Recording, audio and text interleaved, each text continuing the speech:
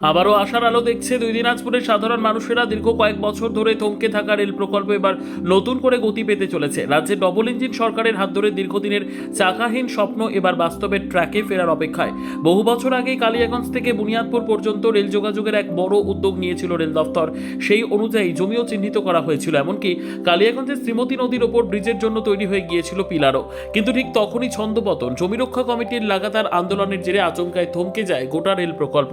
পিলারে মরচে ধরে মানুষের আশাতেও ধুলো জমে।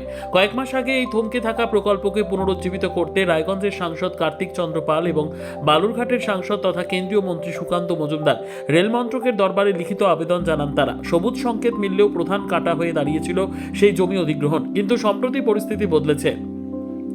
রেলমন্ত্রী অশ্বিনী বৈষ্ণব রাজ্যে এসে মুখ্যমন্ত্রী শুভেন্দু অধিকারী সহ রাজ্যের অন্যান্য মন্ত্রী, বিধায়ক এবং উচ্চপদস্থ প্রশাসনিক আধিকারিকদের নিয়ে একটি হাই প্রোফাইল বৈঠক করেন। রাজ্যে থমকে থাকা সমস্ত রেল প্রকল্পকে কাজ দ্রুত সম্পূর্ণ করার উদ্যোগ নেওয়া হয়। কেন্দ্র রাজ্যে একই ডবল ইঞ্জিন প্রশাসন আসায় এখন ফাইলবন্দি স্বপ্নগুলো ডানা মেলতে শুরু করেছে।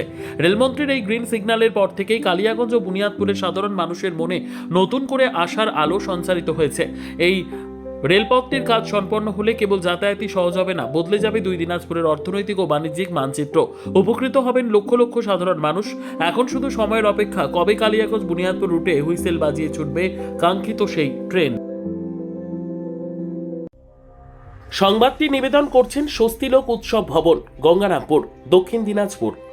আমরা অনেক দিন আগেই আর প্রথম আমাদের আন্দোলনের মূল কারণ ছিল কৃষকদের ন্যায্য দাবি।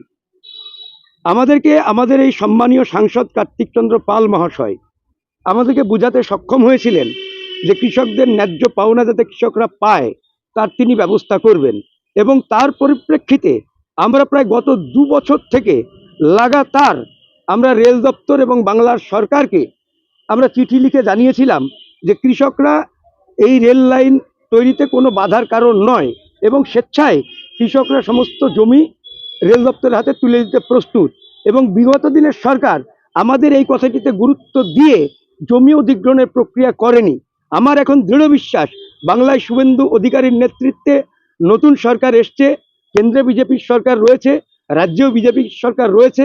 দ্রুততার সঙ্গে এখানকার কৃষকদের জমি অধিগ্রহণ প্রক্রিয়া সম্পন্ন হবে, কৃষকরা ন্যায্য মূল্য পাবেন এবং কালিয়াগঞ্জ থেকে বুনিয়াদপুর রেল প্রকল্প বাস্তবায়িত হবে। এটা শুধুমাত্র সময়ের অপেক্ষা। সর্বোত্তম সুযোগ সুবিধা রয়েছে আতিথেয়তায় সুপরিচিত স্বস্তিলোক উৎসব ভবন। অতিথিদের যে কোনো অনুষ্ঠানের জন্য উপযুক্ত ওয়ান স্টপ ডেস্টিনেশন। আমরা আপনার বিশেষ অনুষ্ঠানটিকে অবিস্মরণীয় করে তুলি। স্বস্তিলোক উৎসব ভবন, শিববাড়ি রোড, গঙ্গারামপুর, দক্ষিণ দিনাজপুর। 100% এখানে যখন ডবল ইঞ্জিন সরকার চলে এসছে তখন এখানে সব মুমকিন, কোনো কিছু আটকাবে না, সব হবে। সে তো এর আগে টিএমসি ওই দালালদের চক্করের জন্য জমি পাওয়া যায়নি, এখন তো সেটা আর পারবে না তারা। অতএব যারা জমি দিতে চাইছে স্বেচ্ছায় তারা অবশ্যই জমি দেবে এবং তারা প্রপার দামও পাবে, এই নিয়ে কোনো সন্দেহ নেই।